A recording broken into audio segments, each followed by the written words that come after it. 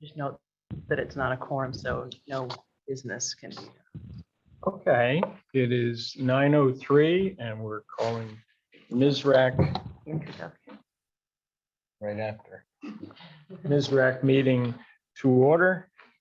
Janet is on vacation, so I, Steve Lewis, will be standing in for her. We do not, in fact, have a quorum, so no business will be transacted today. But we'll go ahead with the body of the meeting and take care of the agenda. First order of business, I think, is a round of introductions. Yes, so we have here today folks from Freeman Company and NC Incorporated AMN, who is our officially now awarded contractor for the sidewalk reconstruction project. Freeman Company is going to continue in their role as the project administrator for us. And Wayne Bugden is also here. Where'd Wayne go? There he is. For a later agenda item, which is discussing a potential redevelopment plan for 630 Riverside. David Plosk is here on behalf of the building committee. Amy's here, and Lars, I don't know your last name. Lars Johnson from the Department of Public Works. So I don't know the individual people other than you, Young and Armando from the companies. So I'll let. I was actually going to go around. Oh my God! Why didn't you stop me? This is meant for you to go first. I didn't mean to introduce. So who are you? Who am I? Yes. I'm Jean Valjean. Dear Penn, Director of Planning and Development, Town of Thompson. All right. And I am Steve Lewis, Vice Chair of the MSRAC Committee. I'm Norma O'Leary, and I sit on the MSRAC committee. From One Earth Environmental. I'm Kevin Bloomquist from Freeman Companies. And he's going to be the inspector. I'm Yuan Ling, project manager for the sidewalk and from Freeman Company. Dave Poplawski, Building Committee, Thompson. Jessica Doskell, NC Incorporated AMN. Armin Nunes, NC Incorporated, and Amen. Amy Sadon, First Selectman, Thompson. Lars Johnson, school leader for Highway Department. So first order of business, we can approve meeting minutes, can't we? No, Not that even requires a that. vote, so just table it till the next. All right, we'll table that. Any correspondence? Nothing that's not related to agenda items. Okay. Citizen comments? We don't have any citizens. So. Anybody online? Well, Joanne and Ken are online.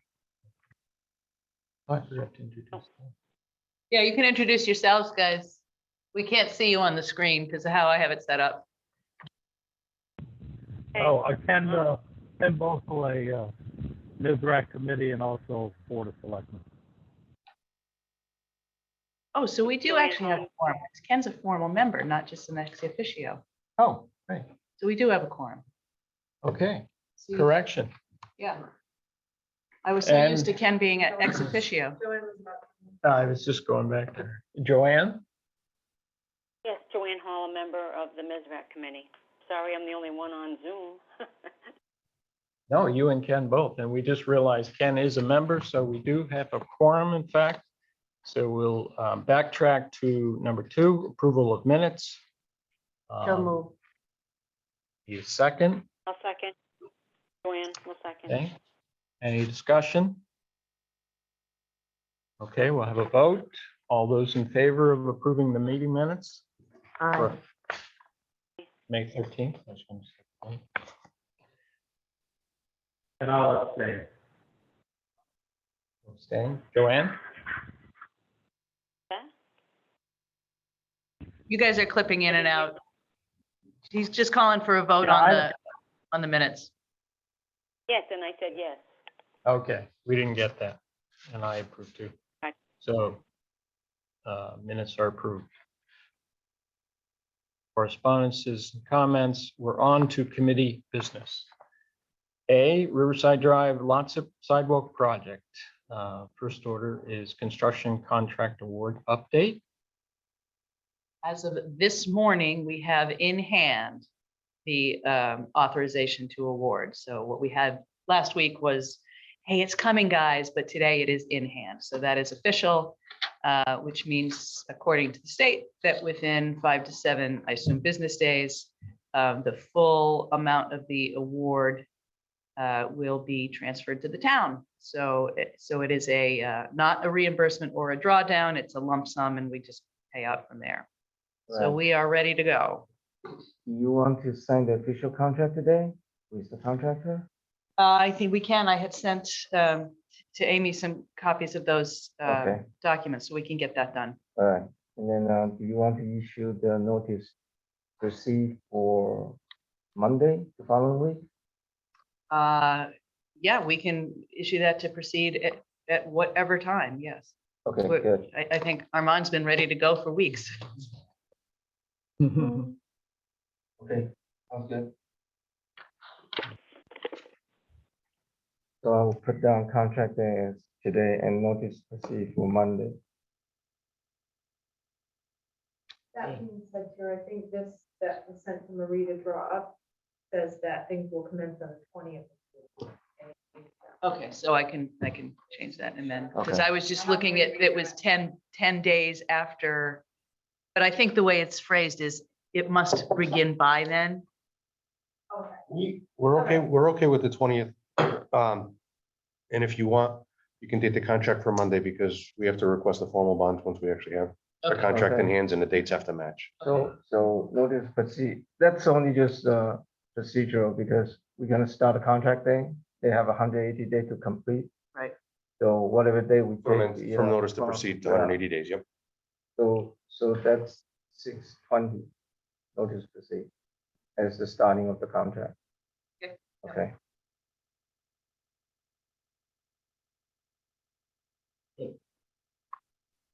Critical path tasks. Freeman? Yeah, so I guess that's what we are actually all here is for the pre-construction meeting and Okay. breaking down what everyone's doing. So So I think since I have agenda, I'll just use my agenda to start the construction meeting. So morning, everyone. My name is Yang Ling. I'm the project manager. So this project is awarded to NC Incorporated.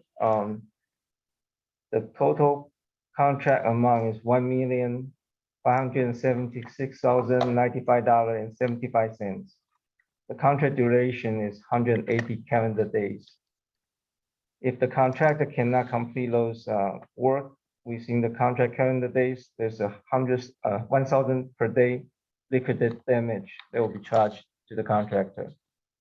Unless there's any reasonable reason that we can proceed a time extension change order. I'm not gonna go over all the technical special provisions, but there should be 21 notice contractor in the contract, 36 special provisions, and then all contracts following the DOT A18 standard specification. I believe the contract is very familiar with that. Who's right? Now moving on to contact information. Chief official will be Emmy. And then is Tara, you're gonna be the administrator for the town, so you can process payments and all those stuff? Yep. I'm the resident engineer. Kevin is the inspector. Contractor is NC Corporate.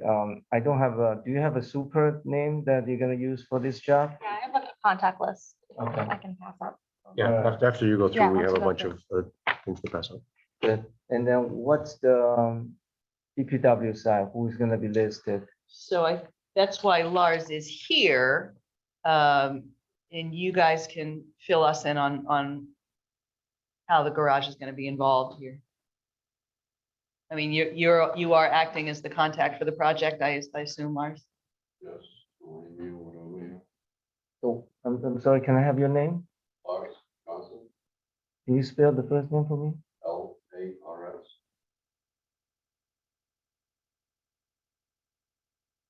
Can I have your phone number?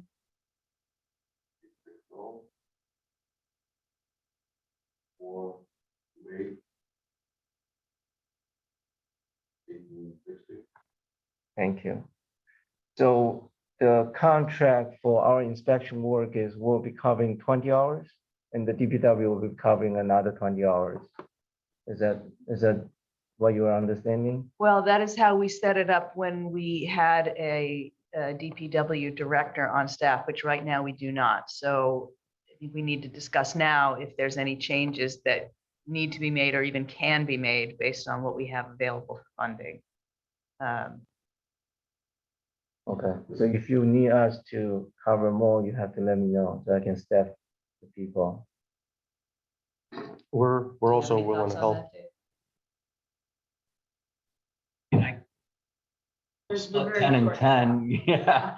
I'll split 10 and 10 with you, or something we could, I'll do what I can. I'm right in Auburn, so I'm 15 minutes away if What does it something were to come up. entail exactly? I mean, you're just inspecting day to day, Yeah. so many times a week or? I think the idea is to have my inspector come here either 3 or 2 days per week. This is a long drive. We don't want to do Right. half days. And then DPW will be able to cover the rest. Because that was how the RFP was written as 20, they only Right. require 20 hours of inspection. Right, and we knew, I think, coming into this, that was going to be a bobble. Of course, at the time it was written, we had a DPW I director. think as far as funding goes, DOT actually reimburse full-time inspection. So you have the money. It's just how you want to spend it. You want to hire consultant, or you want to keep it in town and then use DPW people. Is that something we can leave a little bit open-ended until we see Yeah, how? okay. absolutely. Yeah. With the pace and flow and continuity and repetitiveness of the work, we can also help with documentations of photos, load slips. If there's a gap, Yep. we're gonna have full-time management on site. So we can also definitely assist with It'll be minor things, just for record keeping purposes only, because obviously we don't expect our own work. good. No. No, I mean, as far as project closeout and auditing by DOT, you do require to have like a daily inspection report done. So that has to be filled by the inspector, either by us or by the town people. But like Armin was saying, that this is actually repetitive work, so it's not like you're doing something different every day. So it shouldn't be too demanding. I don't believe so. But there are certain times you do need to coordinate testing stuff. So you need to have somebody with some engineering knowledge that what need to be major, what need to be tested. You said 20 and 20 hours. Is that something that's a state requirement through the grant for it to be a total of logged in 40 hours worth of? It's up to the town, yeah, but um, at the end, it need to be certified. Okay. So usually the inspection is required to certify that project. I almost feel pretty strongly that if we can put it, I know it's a long drive for Freeman, but I feel pretty strongly for continuity's sake.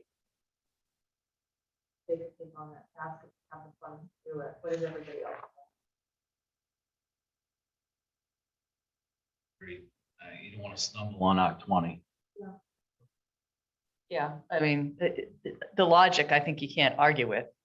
It's just a matter of, will we have the funds to cover it? But you feel confident that we do, You do. according to yes. the grant, yeah. Yeah, there's construction amount and then there's set aside for incidental and contingency. All the incidental money is to cover the inspection. Okay. Okay. And then just moving on, so overview of the proposed construction schedule. I believe you have a schedule prepared. We do. Pass around copies. We brought, excuse me, we brought half a dozen, so. And we will send that electronically as well. It's very general in the pace and scheduling of the work and capturing milestones with subcontractors. The only variation is like we had mentioned outside. I believe we're gonna probably dig into that curb and start doing sidewalks for 2 weeks, and on the Friday of the second week, go fall back and pave everything so we can basically hand sections of the job back without, with minimal inconvenience to the residents. Outside of trying to do that, the schedule will be 75 or 80 lines long, but that is our intent. So the way the paving patching is falling in there. Starting from the, That was our, Sunset. that's absolutely was our original intent, because we were told the DOT has plans to do a mill and overlay of part of Yeah. Route 12. And it's the northern end of the project. okay. So the goal was to start where they're gonna work, to be out of there before they arrive. Where's the southern limit of mill and overlay? Does anyone know? So the whole project area you've seen, so the northern terminus is here and the southern terminus is here. So the northern terminus is at Rawson Ave. Yes. Right, so, and as far as I'm aware, DOT cut off their paving in this, in the This same area. footprint, because It's the they knew whole we, limit. because they knew we were coming along. Are they scheduled to pave this summer? They said August to us. I don't think we can meet that schedule. I don't think we could set that, Yeah. 7,000 feet of curb and No, there's no way. we could if everything was already dug up, but no, not do the dig and the prep without leaving the entire job limits to limits, something So we would just- fall we need behind. to know what to I tell think it's DOT. just coordinating with them that probably have them postpone these sections next year. They will be done based on what he told me is they will be done before the winter. That's Yeah. absolutely the best option that you have, is let it sit through the winter and then let Yeah. them mill and overlay it. We're long gone and, But it's, the other thing is, are there premium marking required? Because on us, it's minimal. I think it's I only think just restoring anything that we the damage. crosswalks. The new, yeah. yes, the new crosswalks, There the you have stop to come bars. back in the spring. Yeah, You might not just have to, might not pay us for it. And if the DOT is gonna do a mill and overlay, they're gonna do all the new striping next year anyway. no, but those are decorative. Oh, for the thermal, the Yeah. thermal might have to be done next year because of the Yeah. mill and overlay, but Yeah, we could also do painted pavement temporary for the winter, so when we leave, you're legal yeah, and your liability is protected.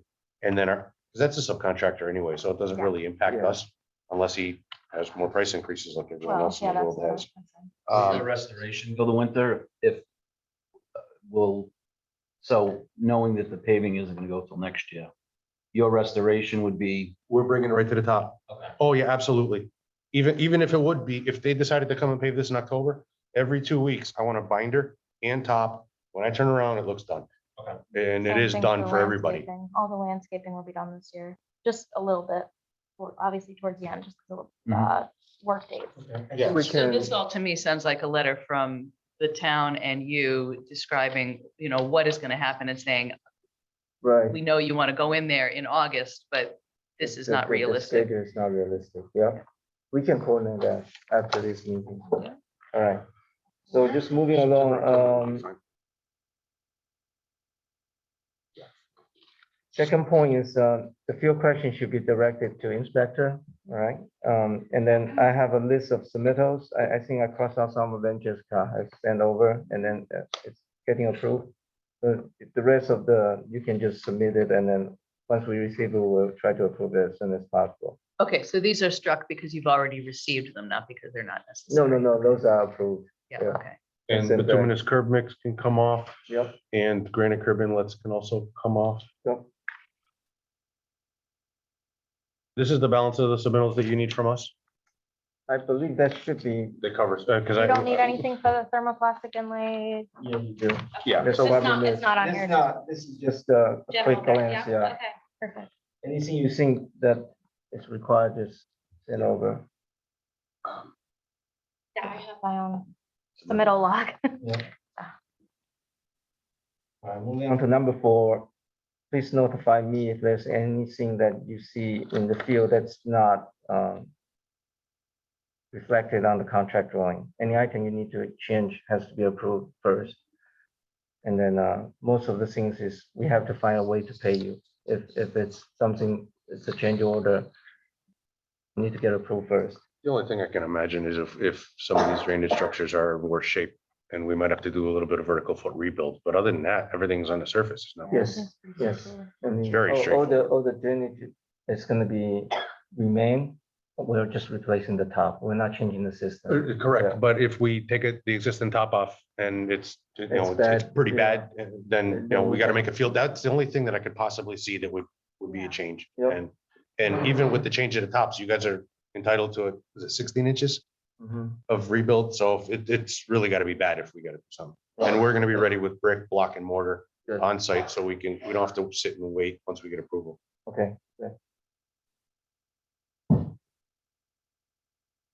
Utilities, I just listed here. I don't anticipate any utility impacts here, because we're widening or relocating any of the things, but anything you see that's need to coordination with utility company, contractor will be doing that. Outside, I mentioned, work on the railroad properties. We did file for permits. When you work within the right of way, you need to have that permit in hand before you do the work. And the permit's coming to you with us listed on it, and you'll share it with us so we can I see schedule the we crossing. have the temporary permit down. All you need to do is just have your insurance information and submit those. The draft copy, I can send it to you. All right. Just to go back to utility, is there pole relocates on this? No. Or isn't? Okay. I just haven't looked at the plans. We can get them to you. It's curb and walk. Yeah, More it's curb and very, walk. very. More curb and Yep. walk.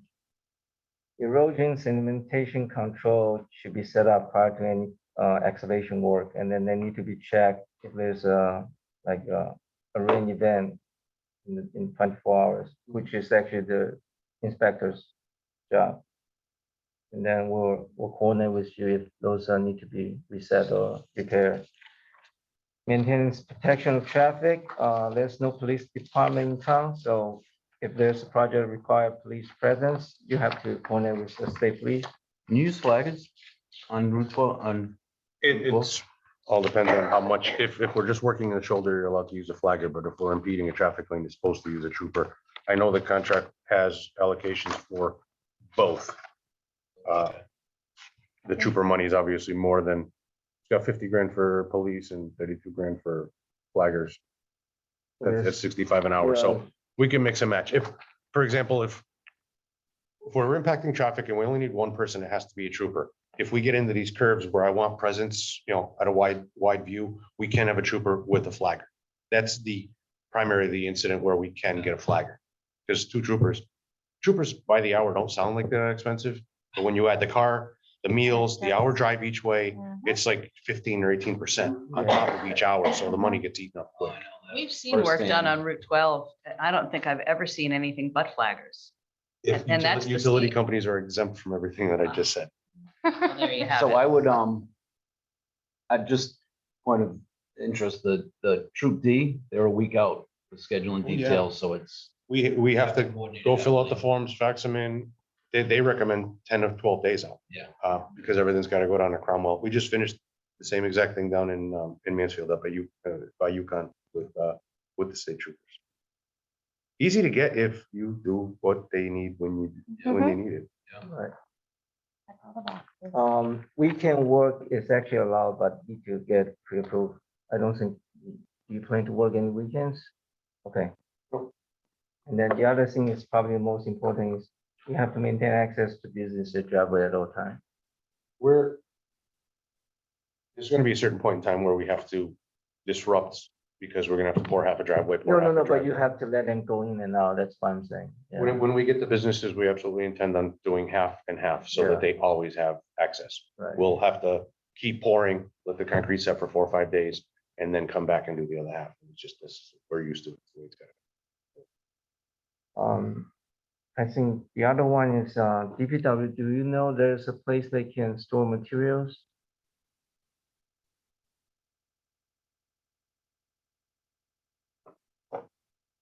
Close by to the sidewalk? I think we're covered. Okay. There's quite a few areas that I know that got used when the water main project was happening here on the side of the road, so I can stack you're my fine? curb. Okay.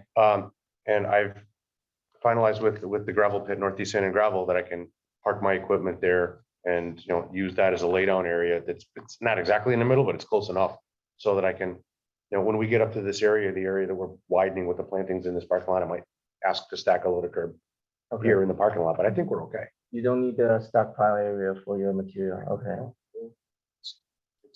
Okay.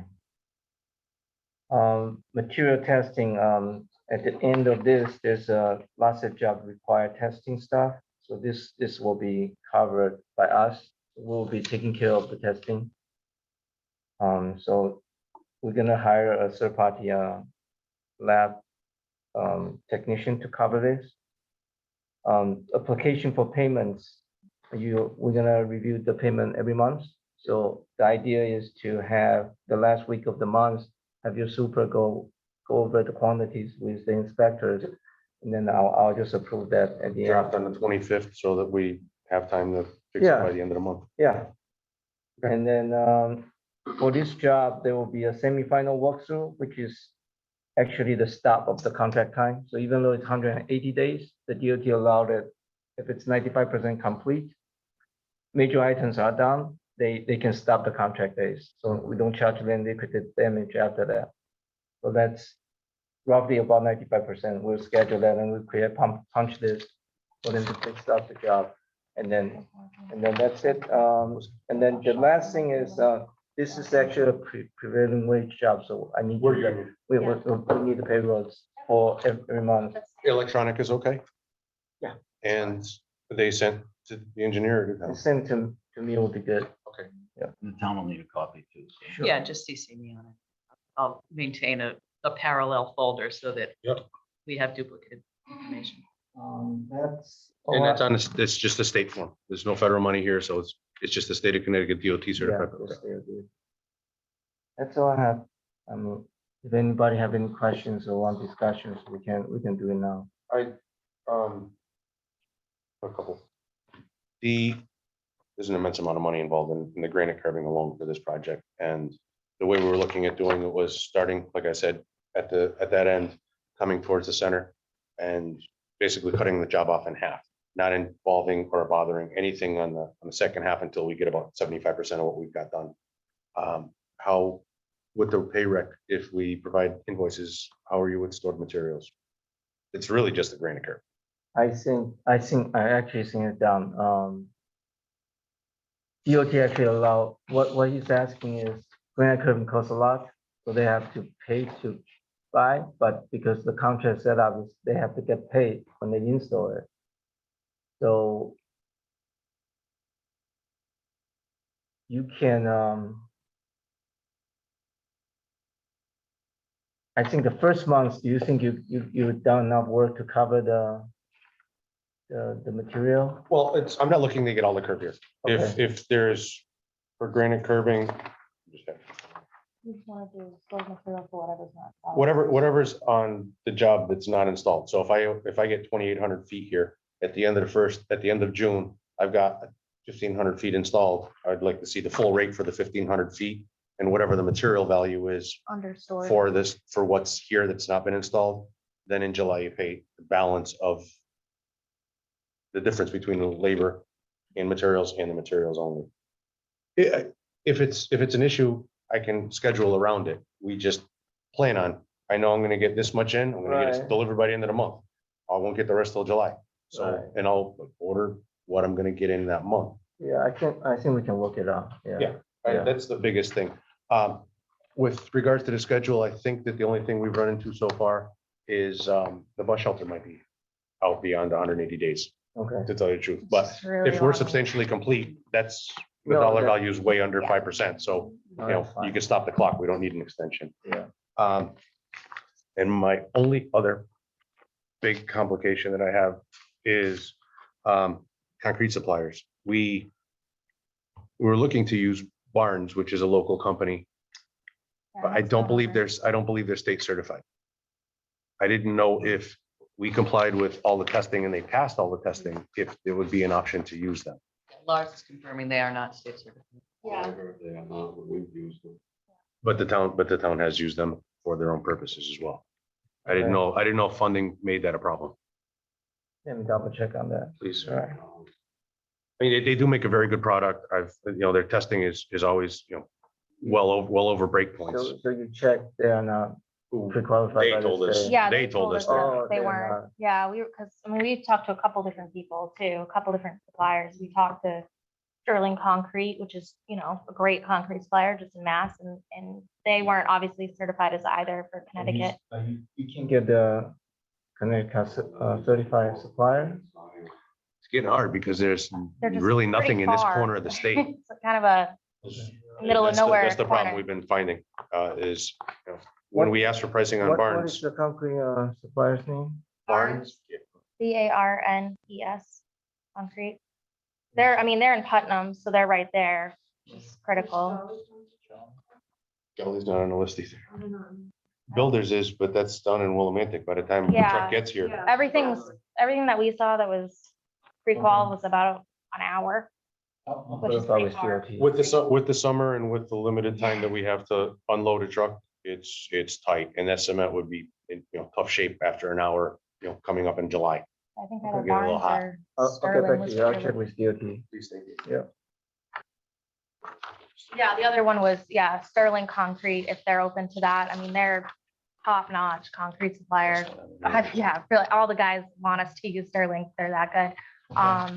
And they're But maybe you 30 said they're in minutes. Sterling, Mass? Charlton. Oh, Charlton. Charlton, yeah, so they're just, They- you know, the Primary quick. plant, this is Sterling, they're most, Yeah, they're they have the quick most dry. modern plant in the It's Northeast, incredible, in honestly. Charlton. I was gonna say Sterling, Mass is, you're in that hour range. a Yeah, little bit. no, they okay. have a closer Right, one. right on 20, right on Route 20 in Charlton. Yeah, Other than that, I didn't really see- yeah, and then this is, I can have you guys, I did only printed 6, but that's the contact list. Got our, Armin's obviously gonna be main contact. I kind of handle all the documentation like you've seen. Public Works will need a copy of that. Did you already send this to me I via will email? send it to Okay, you. Yeah. Thank you. because I And- obviously keep everything in an e-folder, so. You can take one. Yeah. Yes, We'll send everything electronically. but Yeah, just so so that you everybody- have it handy. And then, I mean, they probably don't need our submittal log because he already has it. And then we also printed out the schedule of values if anyone needs to see that. I believe I already The contract. Yeah, sent it no. to you, but Once you submit the payment application, I have yeah, that. it's okay.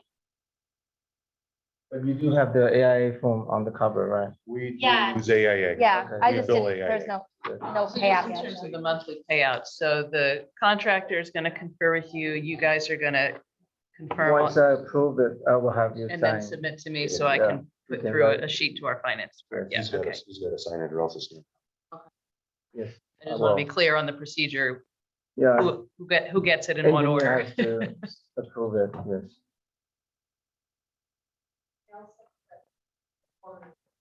Yes. We're, as soon as possible, we're gonna start doing some soft work, like getting the sock cutter here. We've already painted out all the sock cutter throughout the job. He needs days to get Yeah, out of it's our a way. while. So we'll get him in here. Nelson's finishing up a project in Milford, Mass. We just started last week that we got when we wanted to start this one. So we got lucky and picked that up all the time. And as soon as he gets here, he's staying. And I'll pretty much be here every day. Is it one other thing that wasn't really addressed, I mean, with the schedule now, you're into the school year. So temporary sidewalks or, because the kids will be back walking through there. And if your start time's 7, what's the plan for?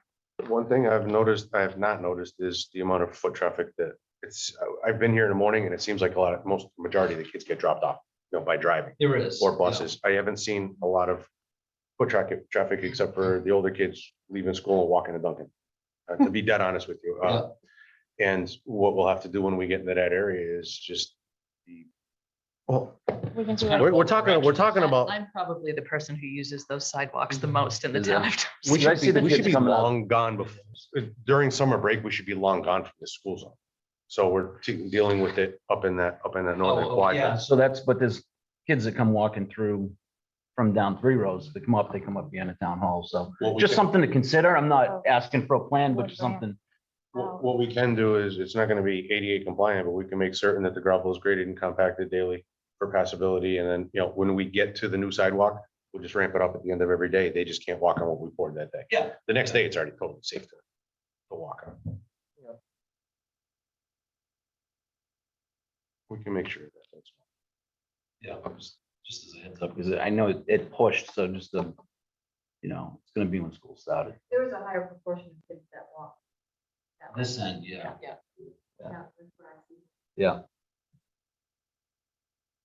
And you'll definitely be into this phase when schools. Make sure at the end of the workday, at least the service prep, even though it's a 90-day compliant, but they can walk, Safe. yeah. Yeah, So you're definitely gonna start at the southern terminus, not the northern. We set everything up No. to, Sorry, I'm in the northern. we're starting at Route 200. Route 200 is the southern It's the terminus. southern. I thought you said We're northern. backwards. Sorry. I was backwards when we started the meeting. Yeah, we're starting at Route 200 and coming this way. I believe that for efficiency's sake and the guys getting here, learning the job, learning exactly how we want things done at the easiest, straightest part. By the time we get into here with, the bump outs and the plantings and everything, like it's already burning into our head exactly how we do things every single, like, we know what we're doing, but every single time we go into a different town or a different project, it's different, there's little variations. Might as well start on the easy side. Right. And the radius curb's the lead time, so I'm avoiding getting any radius curb by starting on Right. the Plus, there's radius. no point in starting where the landscaping is, because we're not doing that until, planting requirements that you can't do it until end of September. So there's no, otherwise you just have holes. We don't want that. So just in terms of, and again, sort of practical impacts to residents and businesses. So there's a lot of work that's going to be done in front of that Milltown Grill. What's the coordination process with that local business owner? Residences, we will provide a sample notification that we drop off a week before. Let them know when we're gonna be there, when we expect that they're gonna lose access to their driveway, for how long. Businesses, we knock on doors. We try and work with them on when their deliveries are, how big a truck, can we work together, and we'll do everything we need to accommodate, because the last thing we want is to make a business suffer because we're there. Yeah, I mean, he's super excited about the end result, but I'm sure he's got some anxiety about what happens It's in the not a interim. Huge amount of work that's there when you break it down to the civil side and the landscaping side. So as soon as we're done the civil side, he's fully usable and accessible. When we do the plantings, then we'll be in there again. But it's not even that much. I mean, we're talking, what, maybe 2 days in front there for landscaping. It's not bad. And then the other side, the radius and such. Yeah, the corner, it's so not bad. We'll make sure that he knows we're coming well ahead.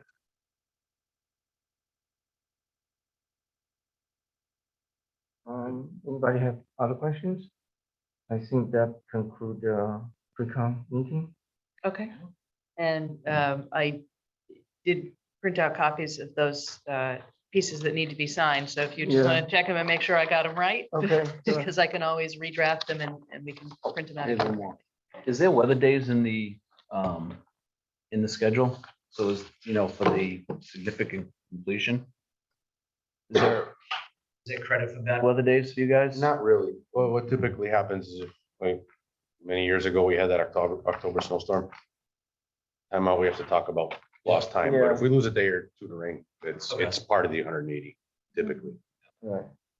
Hopefully it just doesn't, flood Yeah, it's all not- all yeah. season. Yeah.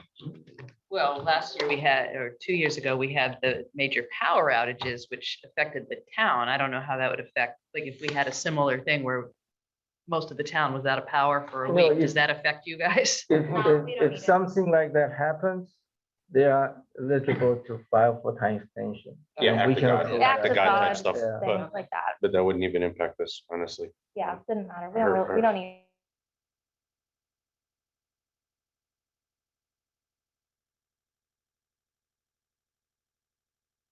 So we'll have everything that we need right with us.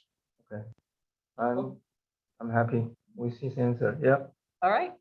I'm pleased. I don't Amy, like Lars? asking for extensions except Yeah. for stuff like that's order stuff. Yeah. We usually kill it's ourselves to just- get it yeah, done right and on time. I hate asking for work extensions. No point. So the big thing for us, I think, is going to be, letting DOT know that they cannot start paving Route 12 in August, Yes. because we got that sort of snippy email from DOT about that months ago, before they'd even have authorized us to move forward. Right. I think that if they wanted to come in late September, early October, they can still achieve their mill and overlay and we'll be long gone with anything impacting the road. And that would still allow us to do our in late thermal, Yeah. this that's year, another option. as long as it doesn't get too cold, because he won't touch that stuff after November. We have no problems with that happening next year.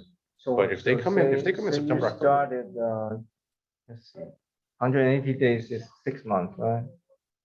So 186 months, so you started Yeah. June. Yeah, we're talking, We we're won't talking, need we're it. talking about 3 to 3.5 months. Yeah, we're talking Done completion with by- gutter lines, everything. Schedule. Yeah, the That's only- emo. Yeah, and that's the only thing Because that might all you have push to is do get a- landscaping. get So a we, hairpin, they can pay. You don't have to worry about a sidewalk, right? I want to keep the sidewalk going with the curb because I don't want to be responsible for pouring concrete in a mixer on brand new blacktop and then Mhm. staining and this and that. If they're gonna do a brand new surface, let me get all my work done. Right. Because if we do have a stain from a concrete truck or anything like that, it's no big deal. Even though we'll clean, we'll The clean it. plan closed at December 1st, Usually, yeah, so they won't be paving after that. So you no, got- but they could come mill it end of September. I mean, and over, I mean, it's not gonna take too long to do a mill and overlay like that. 3 days. Yeah, so, So what's your October. October? You think if we say October, you'll be done? If they come in October, then we can still do the inlay. Yeah, we'll be done. definitely. Okay. All right. That way you get everything done We have to be. before winter and it's Yeah. nice and pretty for you. that. Anybody, anything else for anyone? Yeah, just make, This is one you made. that's the one I gave to Marie. So as far as I know, that's correct, but you young should just look at it and make sure that I understood everything that needed to go into. All right. Yeah.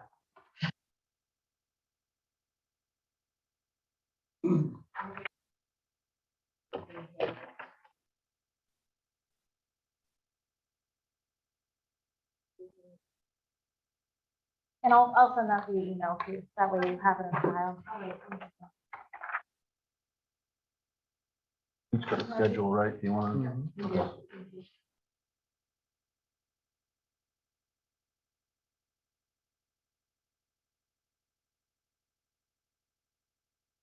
So we could excuse them Of from the course. rest of the meeting. If no one has any other questions or comments, guys, thank you for coming and joining our meeting today. Look forward to the project. I think they're gonna sign the contract. Yeah, Amy's got it. This is what, do you want to look over it? You guys close early on Fridays? Two, I already signed one. two, but if That's the there's agreement. stuff that you need and let me know, I can always be around. Sometime later on today, I'd like to stop by and ask you a planning question. Okay, and I will be Once you here. have, yeah, once you have the light signature, I'll come by yeah. around noon or something. What we'll do is we'll take the contracts, sign them, bring them back with the bonds and insurance. Okay, And we'll also start the process with the real company so that they know, they know you know, where, that we're way early. Right. Because ultimately, once we do all the permitting stuff that we have to do and you guys have to do, is just calling for a flagger. Yeah. There's not much that Right. has to happen. right. And that's just a freight railroad, so I think it's only once or twice Yeah. a week, maybe. No, it comes through a More? few times a day, but it's fairly random. Okay, Yeah, I saw him once already this morning, so. It, like you said, there's really not a lot of work in that corner. no, So, but it's there right away. yeah. PW is pretty good too. And you have a separate landscape engineer or architect looking at this. Yes. The only thing, I've already tagged all the trees and the plants because I don't want them to have any issues with fall digress. The only thing, and I'd already mentioned it, he came back with the nursery, is that Pacria, it's goldenrod, ragwort, you know. Yeah, exactly.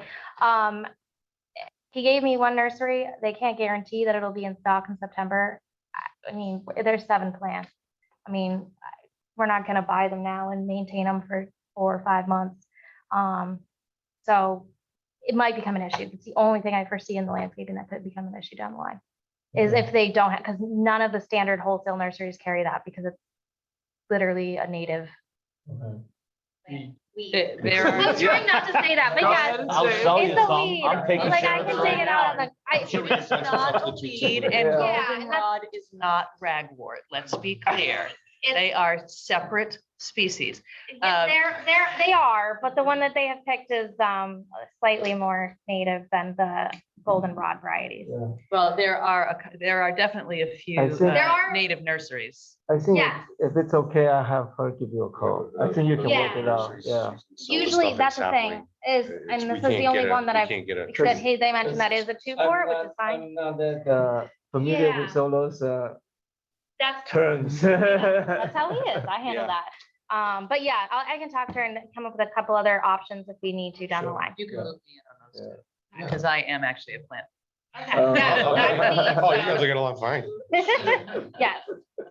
So, yeah, there are a few options. Anytime review those plans, I don't review this to take a. Yeah, he just knows screen side goes up. That's it. I handle the rest. I handle it. So, Ken, Joanne, did you guys have any questions for anybody before we let Yu Yang and Armand loose? Oh, I'm all set. Ken, are you still there? Arrived where he's driving to. No, I'm good. Okay, there he is. Okay, Ken, thanks. I'm just staying muted because I'm driving. No, that's fine. That's fine. When I have the screen share up, I can't see who's on the window. Yeah, no, it'll just take me a moment to unmute this, so. Okay. All right. Thank you. Good. You guys can see Amy for that piece, and then I did 3 copies. unless you want to stick around for the discussion of 630 Riverside. Oh, maybe I will for, yeah. Wayne, come on up, buddy. This is the best MSRAC meeting ever.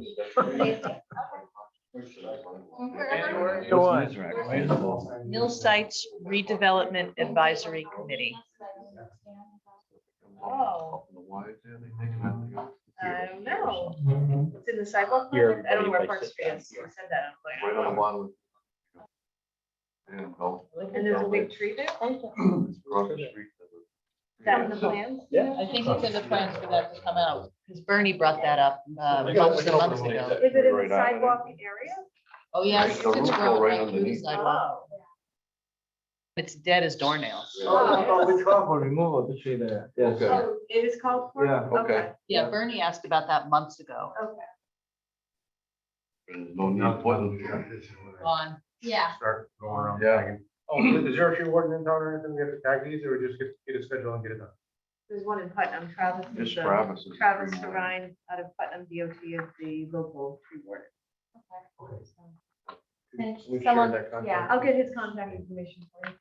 I have a quick question. Does the inspector has a place to use in the town hall here? We were talking about this little room here. I don't know if it's still full of stuff. Oh, he's Is empty gonna now? bring, he's gonna bring. Well, I his, knew that you brought a lot of it out. I didn't know if you got all of it. So the town has Wi-Fi, right? Yes, the town Okay, has so he's gonna bring his own reasonably reliable laptop. Wi-Fi. Yeah. Would you like to look at your office? Why not? Unless you're trying to make a phone call. I know, you got Verizon, forget it, yeah. Here, all the way up past Milltown, you gotta get up Oh, the yeah. top of the hills for Verizon, hit a tower. Is that right? Yeah, Yeah. it's Parts of the terrible. job are good. Parts of the job are terrible with the service. Yeah. Yeah. After the town hall, Verizon seems to work. It's like from here towards Milltown. Yeah. Sounds like it.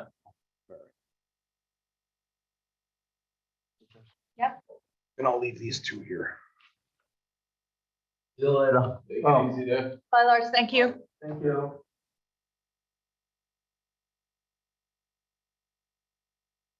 Look at that. Signatures on signature lines. Joanne and Ken, you're so sad that you aren't actually here to witness this being signed so that we can actually get this done. Sorry, I didn't know we were having a big crowd today. That's okay. That's okay. We're filming it for you. The project has been long ongoing. Great that it's getting done. I know. Long wait.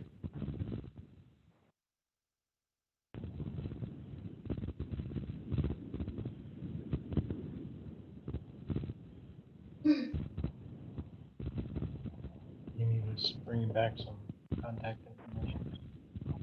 For the tree warden, so we can tag him and he can come by and bless it. All right, well, we can proceed to the next agenda item since Wayne's been sitting patiently. You had, been very patient. Thank you, Wayne. Trying to do work on my Verizon phone. Verizon phone. Didn't work too well. Hence the comment. Okay, great, thank you. All right, so we're gonna move on while signatures are happening to 5B, which is development of 630 Riverside I always sit on the outside, I'm not part of the committee. with I'm not Eastern either. Connecticut Land Bank, and Wayne Bugden is here for development of marketing or grant concept plan. Welcome, Wayne. Thanks for having me back again. Like you're home away from home. I know. At times, it seems, it's nice. So I can't remember how, it was several months back when I came in and gave a spiel about the Eastern Connecticut Land Bank, and I know the town has been thinking even before I came, because it's in the plan of conservation and development, that the town had, I guess the plan has recommended partnerships with the land bank to facilitate redevelopment of 630 Riverside Drive and other brownfield sites.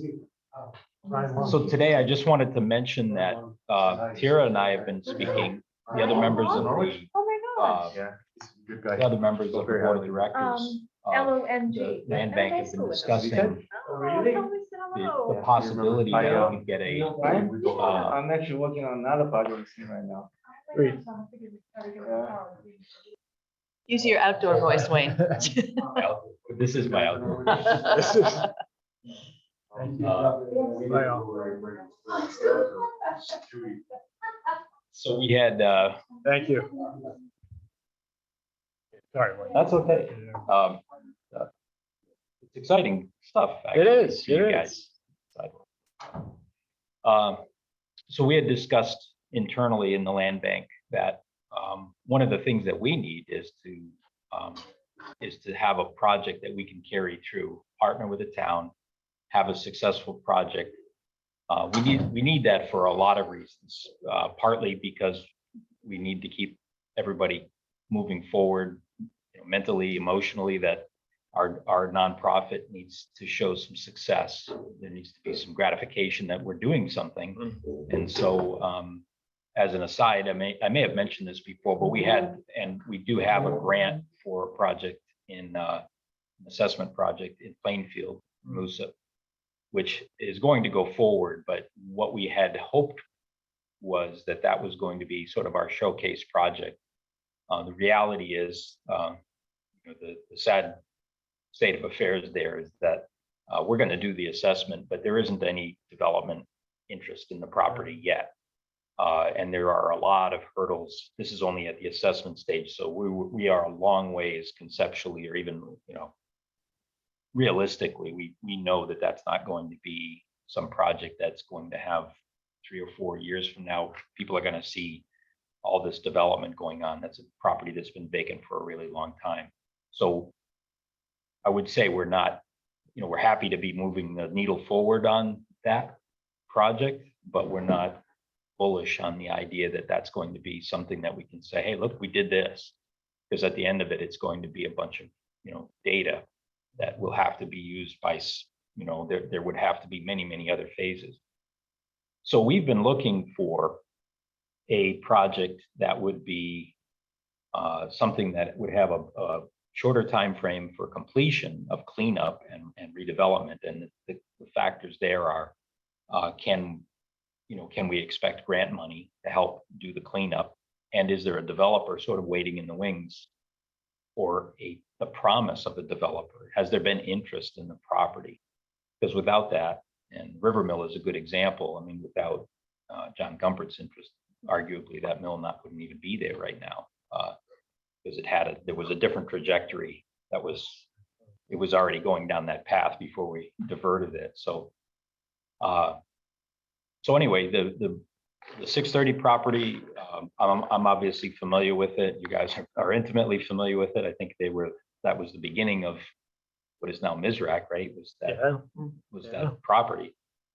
And I'm bullish on it because there are still people coming forward, and bullish because the town, because of you guys, because you're so, you've been devoted to it for so long, and to see it, something happen. Having gotten the grant and done the full assessment, you already know now what needs to be done for cleanup. There's a few little odds and ends that need to be, they're important odds and ends, but they need to be resolved, like the floodplain issue. How do you deal with floodplain so that you can maximize the developable area. But as I understand, there've been people coming and showing interest in it. And we had a meeting 2 days ago. Is that right? Yeah, I think so. With the developer and a money guy, I guess, well, who are with a local connection, somebody who is interested in this property. So even before they came and knocked on the door and started showing interest, the land bank, and I'm speaking, for myself too, here, I was very interested in trying to work with the town to find a path forward to the point of, coming here and kind of throwing out the idea, like, can we, the town and the land bank, work together to market the property with the caveat that we need to put a bunch of kind of things in place before we do that. And one of them is to make sure that there will be grant money forthcoming for the cleanup. Right now, it's as I've mentioned to you, and I think this is the best time that's ever been in Connecticut and practically, I guess, around the country, because of all this money that's being federal and state money that's being dedicated to brownfields. So the time, I think, is right. And, from the financial side, it seems as though there are people there. So all of the pieces that need to be in place, I think, just need to be sort of corralled and energized. And I think we can find a way forward to that. And the land bank would play a key role in that. Exactly how that plays out, I don't really know. This is all new territory, and I know we're going to make mistakes and probably go down a few dead ends. But I just think that the pooling the resources and the energy, I think, will get it done. And that at the end of it, somebody that the town is happy with will come in, or at least contented. I don't know if happy is the right word, but you will get a developer that will come in and make something great out of that property. I think that's what everybody would like to see. Certainly can't make it much worse at this point. Never say it can't be worse. Experience tells me. I suppose it could be. So I was gonna tell you, if it crawled up your shoe. Sorry, a little black cat. Well, it wasn't even little, it was a big That was one. a It made big me a one. I little can see it while concerned. I'm scrolling on the- It's on my shoe now. Well, anyway, so that's the background and why Wayne's here. And, without going too much into what we specifically spoke the other day, I think that if we really work to come up with concept plans that we can present, whether it's to these interested people or future people, if this one doesn't pan out, that gets you past the imagination hurdle, right? Because the only other person who's shown any real interest was around the tax sale and called, and the first thing out of his mouth was, well, we could have a Chick-fil-A there. I'm like, no. This is not the point of this conversation, right? The point of this conversation is not a drive-through, it's not a junkyard, it's not a gas station, it's a gateway. And to have that be sort of what you are proposing from go and saying, does this interest you? That, crossing that bridge of imagination for people before they even walk in the door, I think is the helpful piece. And that's, and to underscore, and I mentioned this when we met before, the land bank's whole purpose is to work for the town. What the town wants is what we want. We're not there to try to, we may have some hard truths that we have to face with the town, but if the town's goals are, you have a certain idea of the spectrum of things that you would like to see there and the things that you absolutely do not want to see there, we're totally on board with that. And to accomplish that, the land bank's involvement would be, to stay on point as far as that's concerned, and not, to control what goes in there. The problems with derelict properties like this is they go to tax sale, they end up in the hands of somebody who has they have no intent of working and playing well with others. They may not have any intent of doing much of anything at all. And we've seen that again and again with properties like this that just they change hands, but nothing changes physically, nothing is accomplished. So that's not a good outcome. Obviously, we want to move that toward redevelopment.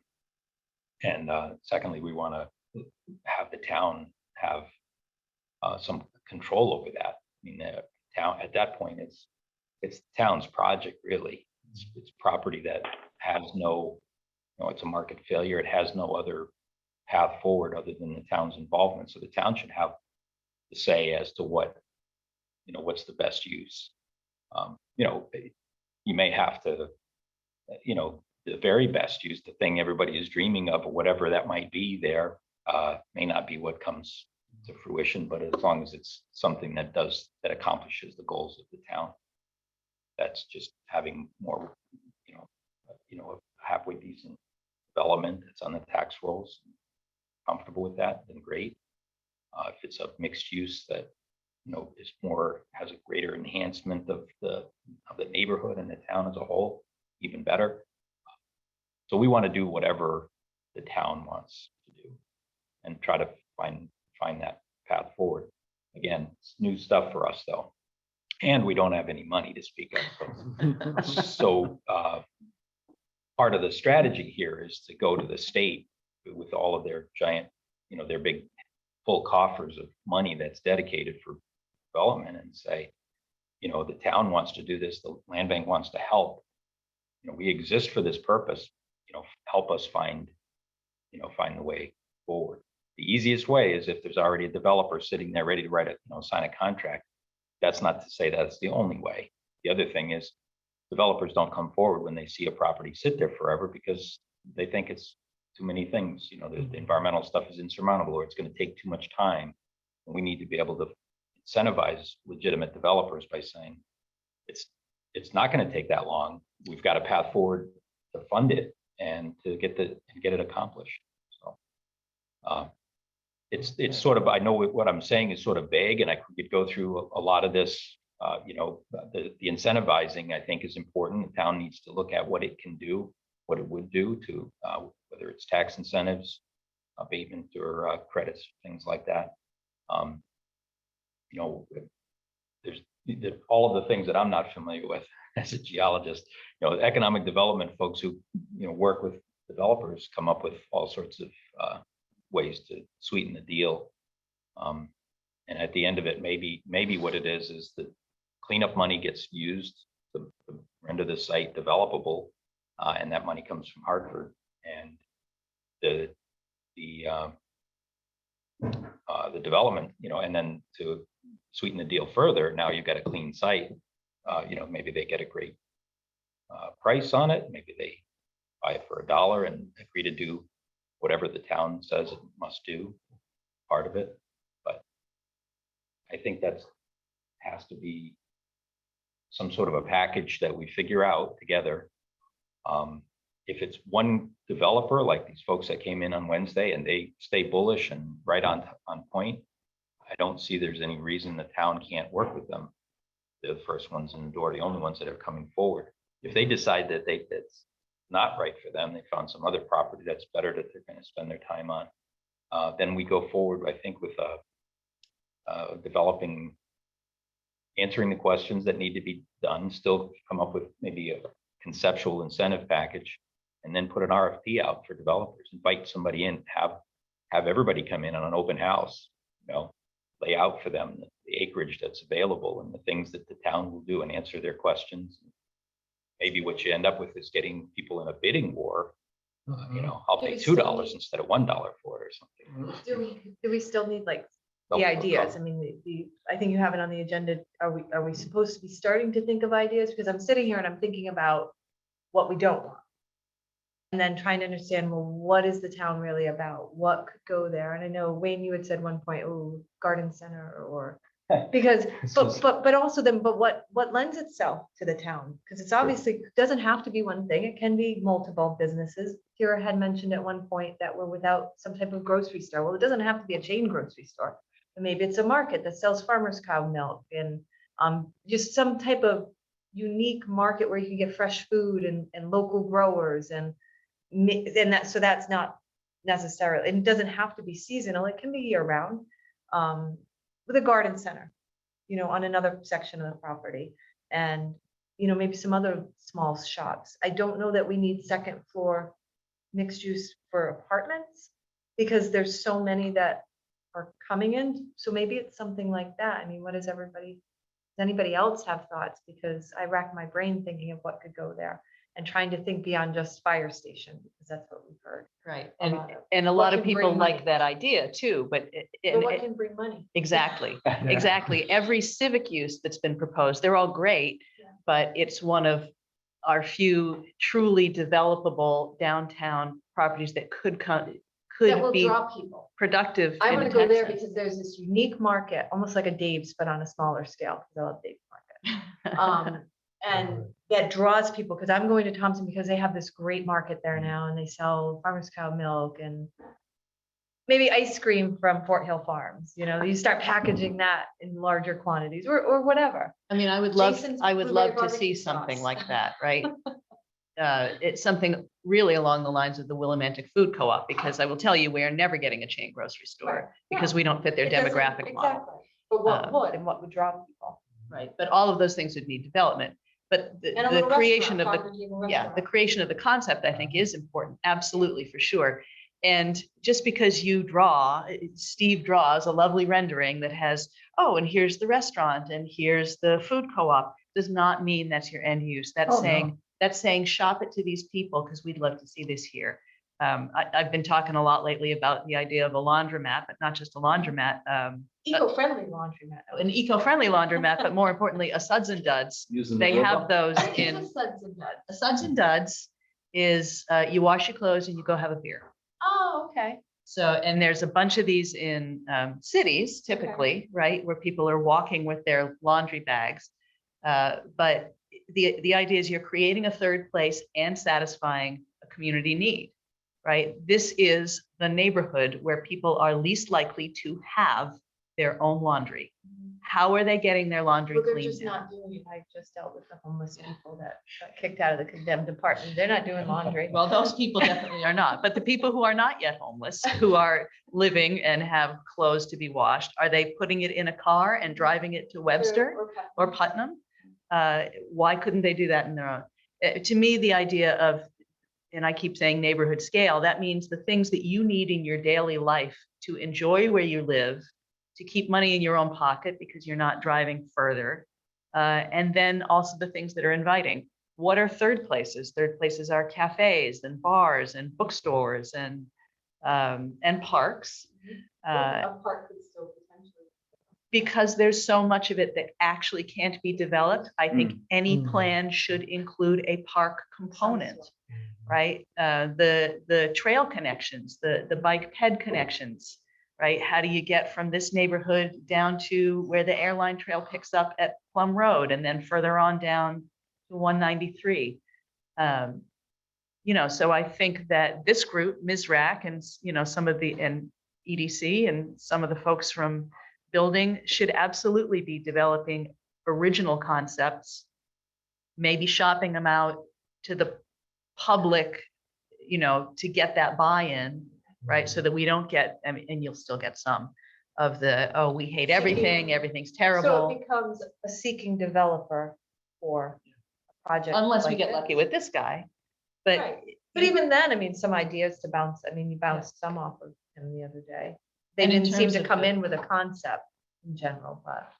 no, I think they have some ideas they are brewing. I think the one guy is primarily a housing developer, and the other guy has done more sort of mixed use, and he's pushing him in that direction. Mario and Jay.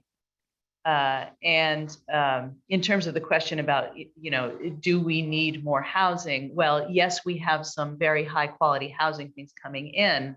But remember, if we're talking about tax incentives, we now have in this district an incentive to create multifamily housing. There is an Amazon center going into Worcester. There is one going into Plainfield. Those are going to be big employment centers, and people are going to need places to live. We already know region-wide, there is not enough multifamily housing. The suburb of We are already I a know, I'm suburb of just Worcester. kidding. I just- Yeah, We are already in the suburban ring of Worcester. I know, I'd like to, you really are. like, if you go through stores with Yukon, with the stores in stores on the bottom with the The studio apartments above. apartments above, I think having the ability to market it as commercial, residential, studio, we have the capacity within the sewer system to up, more than enough capacity Right. for residential use. And then they, market that to the developers. Here's commercial, here's residential, here's what we see as a plan. Aesthetically, this is what we prefer for those, the facade of the buildings.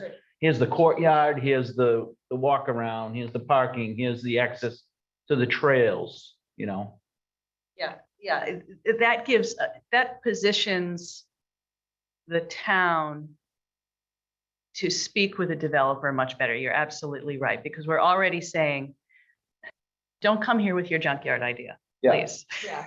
Please do not come here with your drive-through idea, right? Please do not come here with your strip mall.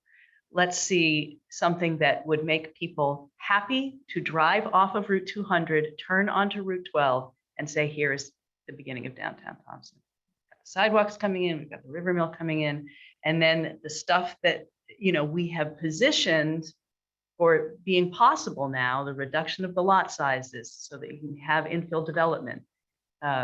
Those things will be much more motivating if there's a reason to come here. Yeah. Right? Because you're never going to get infill development on a large scale until you have density, right? That doesn't pencil out for people. Yeah. So, creating the conditions to increase the density and also increase the commercial appeal, I think are all very important, and making it look good. we really need on and off ramps at the old exit 98. Going north and coming Well, off that would be north. off of 193. No, right off at 395. 193 does have. No, not one. The old 98, so you can get on to go to Connecticut, you can come off coming from Connecticut, Right. on and off ramps coming from Worcester, coming down right onto Riverside. And from Riverside, getting on, going to Worcester. I don't think that's as easy as a task as just adding them to where the Anya restaurant is, on and off ramps, and closing the left. If they do that, yeah, yeah, and I know that's some sort of a proposal, that's how it was I've configured. reached out, I've reached out, I've reached out again. I'm just, maybe the Yukon Makes students so would much help. sense. Makes so much. Well, sense. but so now you're talking about state, so we're getting further away I from know, where I'm we have just- direct influence, Yeah. right? But that's for everything. I mean, the Reardon Road blasting, sorry, I won't digress too much longer, the blasting area where they're doing the gravel. I mean, that's going to be a prime location for something someday, but without that north and southbound, I think that'll, it just might end up being a field that doesn't get developed if we don't have it. Yeah. we need But- that. And then there's Genesic's property too on Riverside Drive. that Yeah, will what has eventually- happened to that? That it's, Well, sell? he's still living there.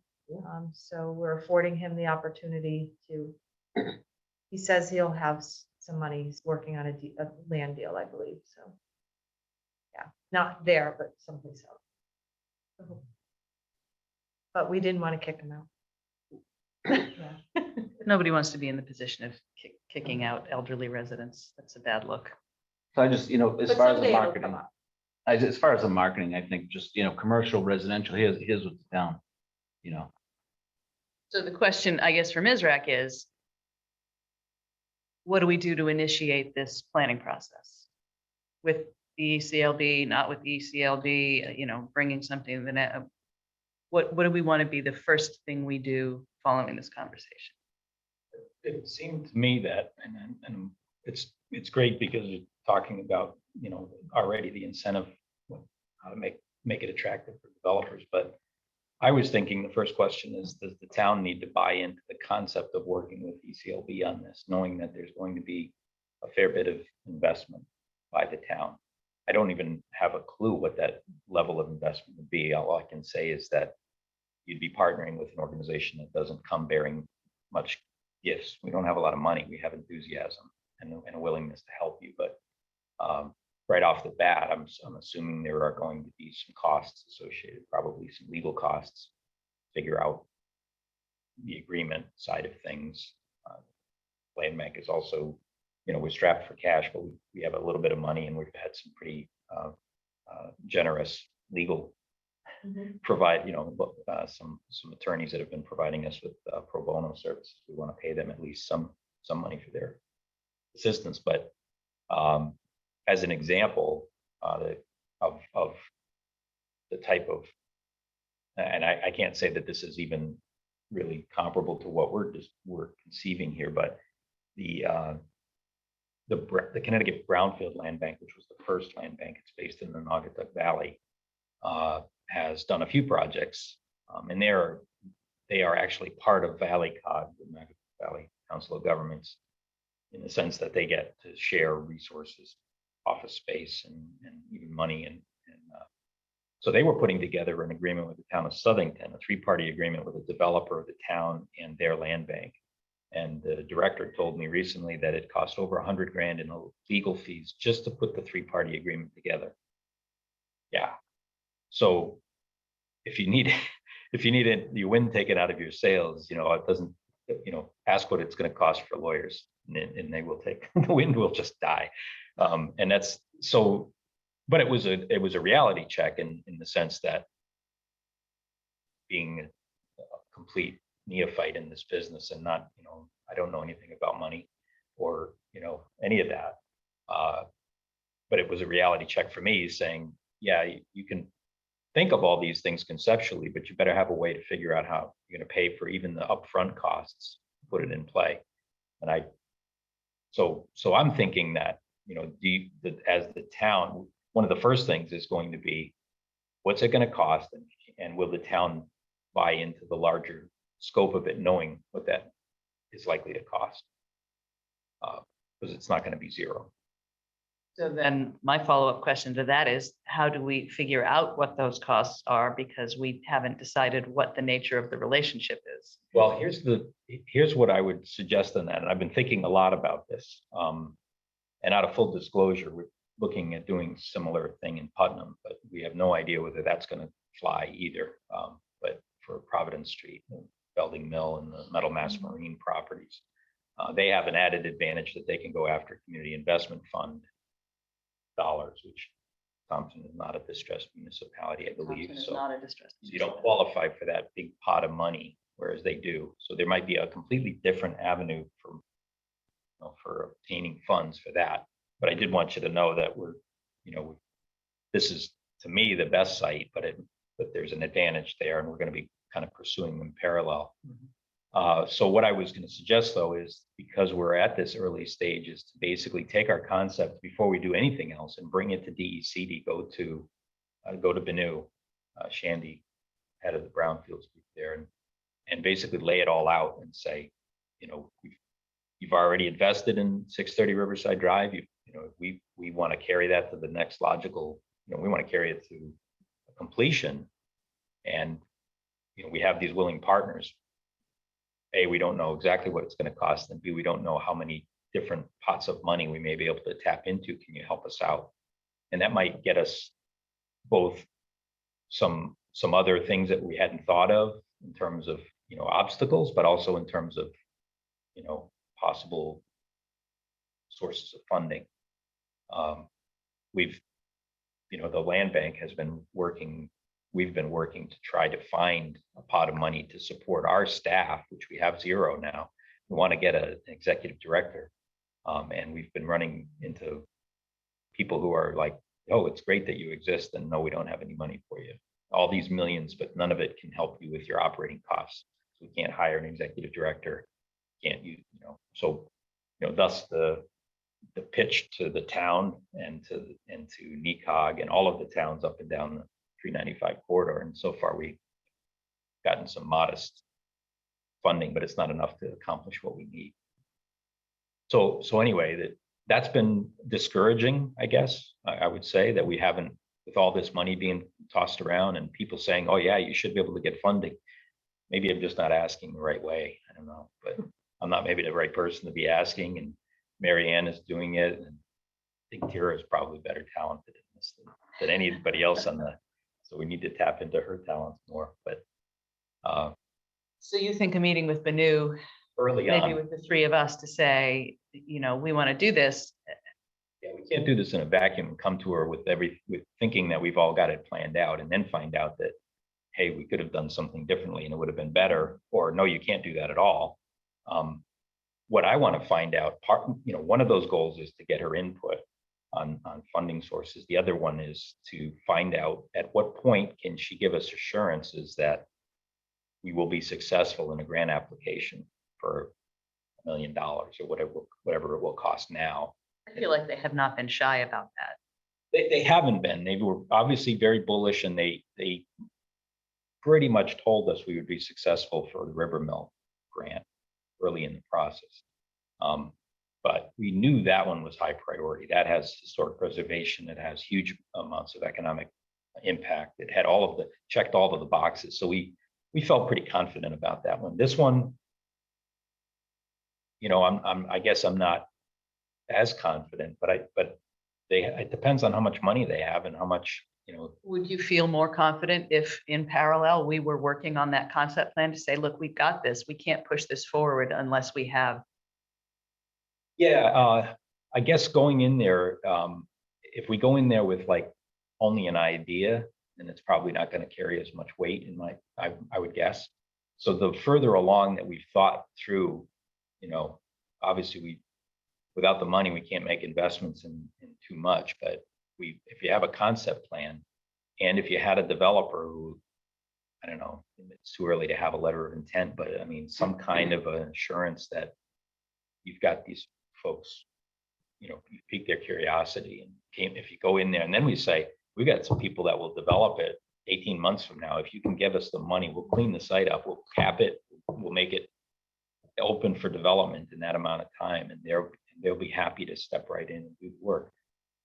I think that'll. Does that mean, although you did the site work where you did the investigative work without the owner knowing apparently, but is that something that the town would actually have to acquire the property to do that type of work on it? Or could we still do it with Andy Scott owning it? So my conversations now with Andy Scott have continued that's to right. evolve. He definitely wants to be disburdened of the property, but he is now saying he will accommodate a sale or a tax sale. So I think that means as long as we don't ask him to do too much and we're asking just for his permission to do things, that's probably fine. That could change. And that could change, whether that is using Peter Lang as an intermediary or trying to deal directly with Andy, which is probably preferable. Because what Wayne's saying, if I'm interpreting it correctly, is that we can have a plan and we have a developer who potentially would execute the plan in some version. Then we would, and let's say they put it out 18 months, then we would begin the cleanup if we could get the money. Yeah. And that would be something the town would administer, the cleanup, and the developer wouldn't have to worry about it until they're ready to actually break ground. Yeah, the town And and purchase the and the land bank in conjunction, Okay. and whether the town takes title to the property or whether the land bank does, I guess these are questions that we need legal advice on, but Right, and my feeling on that is probably that the land bank is the safety valve for the town, because once the town owns, in order to dispose of, they have to go through a bid process, which exposes us to risk of Sure. drive-throughs and junkyards. right, Gary O'Connor, who wrote the land bank legislation, pretty much told me that. This is really out of my realm here, but I told them about these continual problems of properties going to tax sale and the fact that the land bank would like to acquire them. And I said, how do we acquire them without having somebody cancel a tax sale at the last minute, which is what happened in Putnam at Belding Mill. And he said, well, the way you can do it is the town can assign the lien to the land bank. The land bank can go through strict foreclosure. Still takes a long time, but the strict foreclosure prevents there from being, I guess, somebody coming in and paying A off relief the back payment, tax. yes. So I don't know, I may be completely wrong. I may have misunderstood what he was saying, but he kept using that term. He said, that's the way you need to do this rather than go through a tax sale. So again, this is going to require some legal assistance that both the town and the land bank are going to have to pay for to figure out. we could ask maybe Pam and John about this, because fundamentally, I think that's what they did on their Vernon Rockville project, right? They had an owner who wanted to be disburdened of the property. So they worked together essentially to foreclose, but it was not adversarial at all. It was, we're foreclosing, town is passing it off, not with a land bank in that case, but essentially 1, 2, 3, right down to The the town developer. actually acted in the capacity as, I think, sort of as the land bank, because I think part of there's multiple parcels in that property in Rockville. And at least one of them, the town ended up owning it. So they're acquiring it. I mean, I guess they have a contract with the town to acquire it, but it's kind of wrapped into this big convoluted mess of legal dealings that, I think that's going to be the nature of the business, and we're going to have to deal with that as well. How it, So those are legal questions for Ken. yeah, and for Ken or Roberts? Roberts has done pro bono work, right? Yeah. Roberts is Would on it the be board of the land unethical bank. for him to also advise us on this, or? I'm just thinking you'll get a clearer answer from Roberts. it'll be a little bit interesting, both of them, because they're same firm. So either way, there might be a conflict. We'd have to He let does them a lot of decide. advising for the land use on the town side, or I usually go to him for land use issues versus the general town. Yeah, so there are some questions I think that we could get answered early on, but as far as like going back to the new and getting DECD's buy-in early on, I think if we could show them, the conceptual plan and the path forward for, it's going to go from this tax delinquent owner to this entity, whether it's the land bank, and then to a developer, and have that all kind of laid out conceptually. Then we can say, we've done all this, we've got this in place. We need this assurance of money so that we can start the clock and actually go down these. And there'll be a couple of parallel paths, right? There'll be the town working on the concept, coming up with, putting more meat on the bone as far as the conceptual, what would go in there, what the town wants to see, and how the town would have to be working on the incentive package, like what can town agree to, because that's going to be key. And then simultaneously, and it's not a short, as I understand it, it's not a short process time-wise to get ownership, whatever mechanism is used. But I think I could be wrong, but I would think that the land bank being the interim owner and managing the cleanup makes the most sense. For the town and probably for the land bank. And the more the land bank can point to this as, this is exactly what the land bank exists for, and here's a success story, that'll get more success. And you'll convince people that are skeptical. of Right, the land in the bank. way that like people in Putnam had to be convinced that it was possible to redevelop a mill, and Cargill Falls Mill, with all of its trials and tribulations of actually getting there, once it was developed and opened up during a pandemic, it was immediately occupied and now has a 1-year waiting list for people. So if you needed proof of concept there, that's there. So now when you go to Putnam and say, or to Thompson, Gumper's, he hears that and he's like, well, my market study is confirmed by reality here. He knows this area can support additional housing and that people want to live in these places. So it made him feel good. So any of those, so that's from the land bank's perspective, that we need that if we're going to, because we're going to be supported by philanthropic gifts and other grants, and we're going to need the state and the feds to be looking at us as being a real viable partner. And there's so many other properties up and down, from the Connecticut River eastward that need help. It would be a great feather in our cap to have this be done. So if the town wants to do it, I want to push it forward. Well, I wanted. I don't think, you guys, like I said from the beginning, you guys you've been interested in this longer than The sooner the anyone whole could have property is expected. cleaned up, the truth is, you can really sell it to the town. The sooner we get the property actually cleaned up, sooner somebody who's a developer will actually have interest in it. You will have them, I think you'll have people lined up. Well, that's what I would hope. If And it's they're- cleaned up, while it's still a Right. mess with contamination, even though it's not that egregious, nobody's gonna wanna take that on because it's too complex. Right. And it may be so attractive that, you know, the incentive package doesn't have to We'll be, fending them off. you might, yeah, the incentive package That would be might a not be. high-class problem to have. How does the new rulings of the floodplain affect that? That's the next thing on the Property. agenda. It is looks the like. next thing on the agenda, and it's related enough. The appeal for the flood mapping has been submitted, and that was, Deal would affect this mill. well, the appeal theoretically affects everything. I don't think that the flood mapping in this area was as drastic. There might have been an extra foot or two here and there, but it was up here that was potentially catastrophic for Right. all of these projects. But that appeal has been submitted. But So what about down there? What is it affected much? I can pull it up.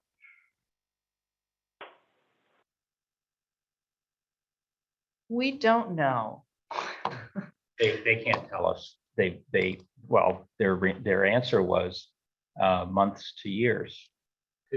Yeah, which is totally unacceptable, and we'd have to play a political card and get FEMA to move more quickly, because what they do is all up and down the French and other tributaries of the Quinnebog that are included in this particular remapping are lumped together, which means all appeals are lumped together, and they'll all be resolved together, not independently. So it's not as though we can get them to fix just the river mill area and not address everything else. They're going to do it all together. So you can see the stripe is sort of the regulatory floodway. It doesn't impede the property that much. And those orange areas are the 2% annual chance of flood hazard areas. But I don't think that those eliminate it from development. No, and the thing to keep in mind, and I've talked to Janet about this, she's weighed in on it, is that the most of the topography there, and the reason that it's so irregular, that area that's listed, that is shown as being a 2% risk of flood, is because of, you know, unnatural topography. These are cellar holes and things that are, you know, earth that's been moved around and what have you. The reality is that that's not a lot of flood storage in the grand scheme of things. And you have areas potentially available for creating compensatory flood storage. This would allow you then to do some filling and excavating so that the area that's prime for development gets to be all inclusive. It can all be developed. Whereas, you know, some area that wasn't, you know, going to be prime for development anyway might, you know, you might. This area Great. here is all wetland impacted. Right, but not in the flood, not in the same flood designation. So there's a bunch of different ways to carve it up. When you have a real small property, you don't have the ability sometimes to build, you know, to build in any compensatory storage that you do on a property of this size. So this all has to be worked out by the engineers. People like Janet would have to figure it out, but I think none of them have said this is an insurmountable thing at this point. It's just another, you know, a hurdle, but it has a solution.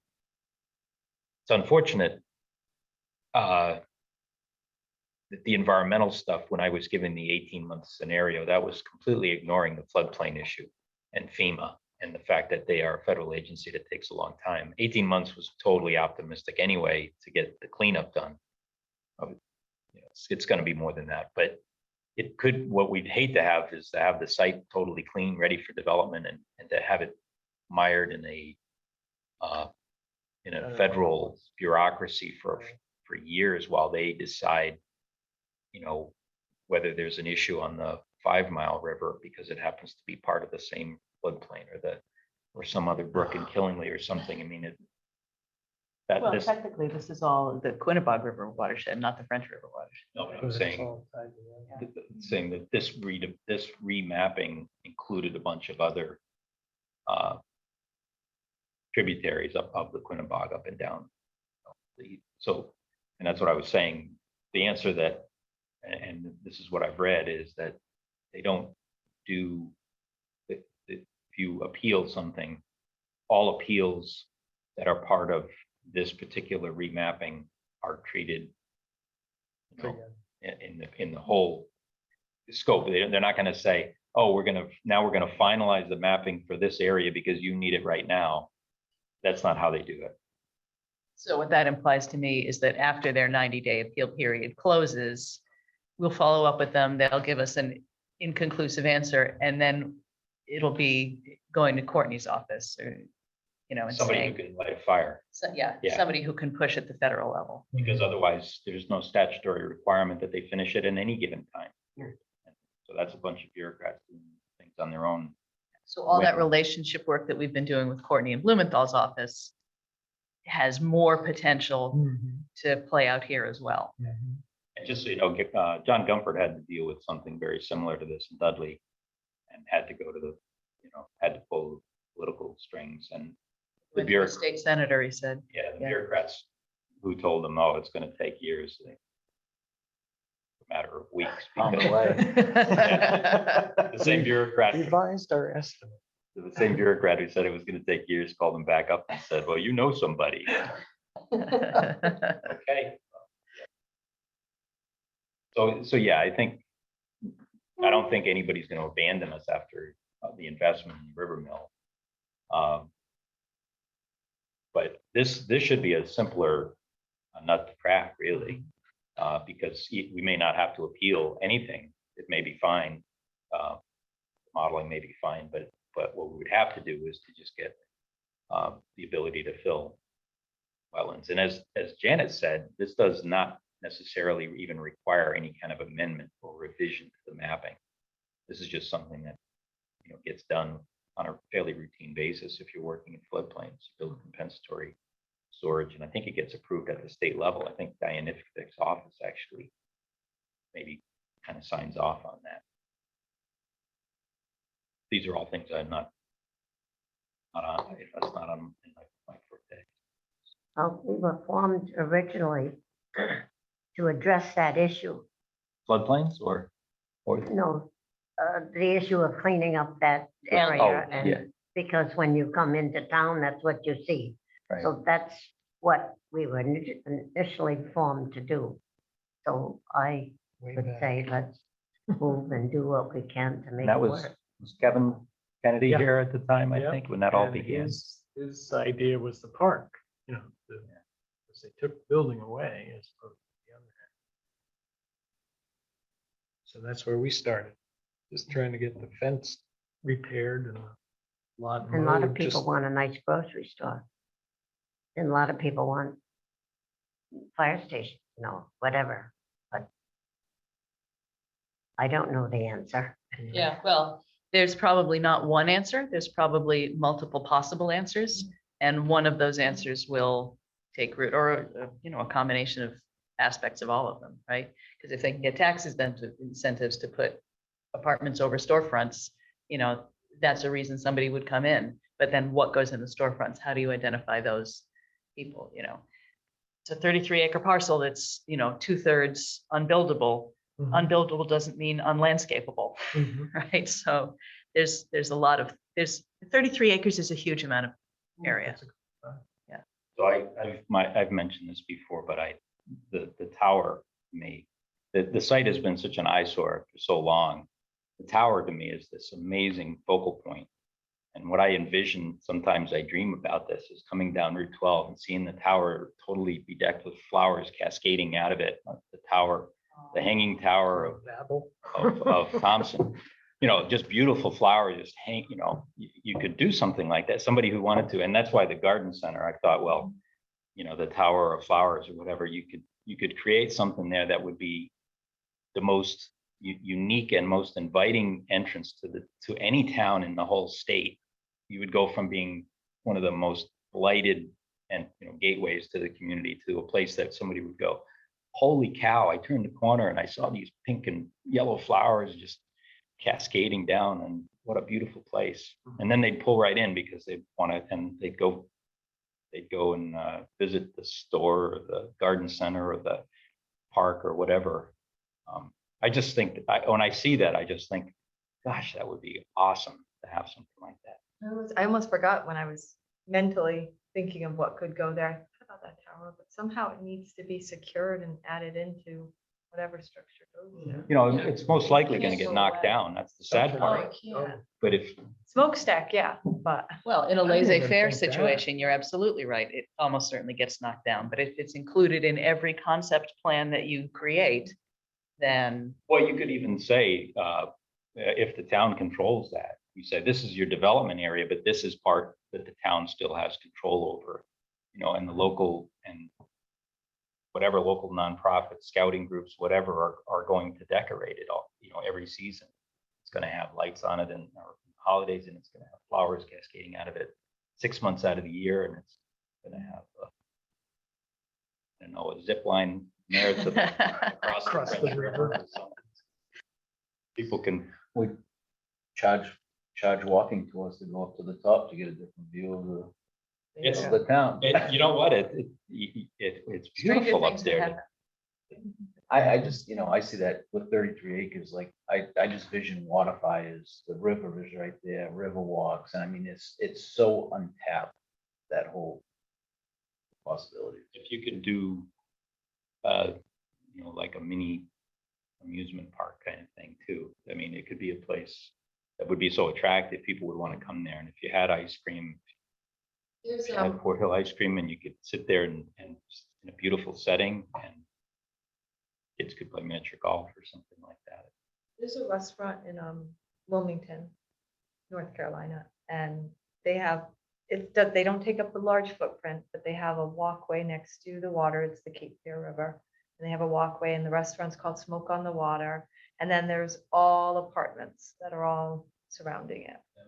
But that's like a destination restaurant that a lot of people go to. And it's not a long pathway, but it's just enough where after dinner you go for a little walk. Yeah. And there could be a pathway there along the river. Everybody likes to walk near water. They like to sit near water. They like to walk near water. They It's do. calm, it's serene. It is, Yeah. And there you got running water, you know, the sound of the The falls. sound, There's very relaxing and there's a calm. lot of things going for it. It's hard, you know, underneath all of the rough facade that's there now, such a resource. would be- But all those ideas, you're right. I mean, just promote it, just send it out there, get it. There's some ideas for what can go there. and then- So we're back to what's the action step, right? So we're gonna try to set something up with the new. And then I would suggest that this group should start, you know, forming rough concepts. And then at some point, rough concepts become concepts that you present in that public engagement forum to get that public buy-in. And there's stuff that, you know, we're not gonna think of, that somebody who lives in the town is gonna say, well, what about this? And we say, okay, how do we incorporate this into a concept plan? Always understanding this is a concept plan. A developer could come in and do something different, but we're gonna make it as easy for them to do something good as possible. I think it's saleable in a grant capacity. And I think it's marketable to private developers, and with any luck, the ones we're already talking to, will be in play all along, But even if they're not, you're further along towards that redevelopment than you were when you started. So who do you want to contact the new? I think she Well, likes you before- more than she likes me. I don't know about that. But before we even speak to her though, can we meet with, get the reality check from the attorneys? Tell them what our concept is, let them tell us all the things we've already forgotten from a legal perspective and get their input. Conference call or Zoom call? Yeah, why don't you start that thread with Slater or Roberts, either one of them. Yeah. Yeah, just to tell, float the idea and let them give us their input. And I think there's bound to be things we haven't thought of. And then I've already kind of put together my own just list of tasks that need to be done in no particular order. And at some point after we meet with them, I'd like to flesh that out and then send it out, give it, and then everybody can kind of take it, can reshuffle it, you can start putting timeframes to them. You had mentioned Eventually. towns going to RFP to look for developers. Can you think of anybody who did a really good one that maybe we could get access to that one? I've never seen this Oh, okay. myself. I know that it's been done.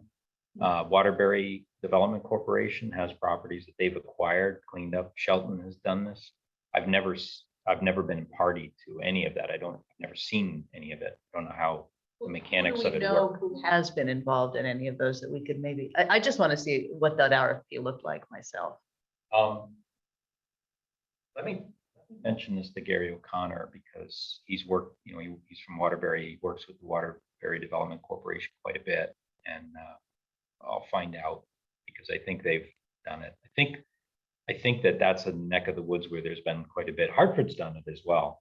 I'm not sure successfully. I was involved with actually Freeman at one point, actually had me team with them on a bid on a project that we didn't get for redevelopment of a city-owned blighted property that they were going to knock down. And I know they put that out to bid. I have this is complete, uncharted territory for me. I have no idea, to the point I don't even know for sure which properties, which examples, but it's the right question, I think, is to learn from other. Yeah, I'd like to see how those were constructed, did they show the potential incentives? Did they show really complex plans? Did they really just say, give us your concept? Here are the constraints on the property. I mean, you can write it up a lot of different ways. Nobody ever accused me of being a minimalist. So, I'm always inclined to throw as much on there as possible, but maybe that isn't the best way to get a successful return. So I'd like to see that. Yeah, Ken may know too. I don't know. We could mention it to him, but I will check with Gary and actually John Giskowski and Otto probably know it. It's a little different than a town marketing. It's business park or industrial park. It's what we want to think is something that is closer to Community development. Yeah, but it has a brownfield component, which is liable to, and industrial parks are not in floodplains for obvious reasons. So that's an issue that they didn't have to worry about. We have a bunch of other things we have to consider.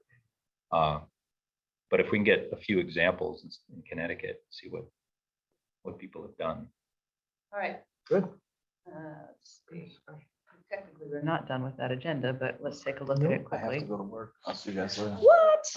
Yes. I had to do something. Oh, you needed me to let you into Cindy's office, right?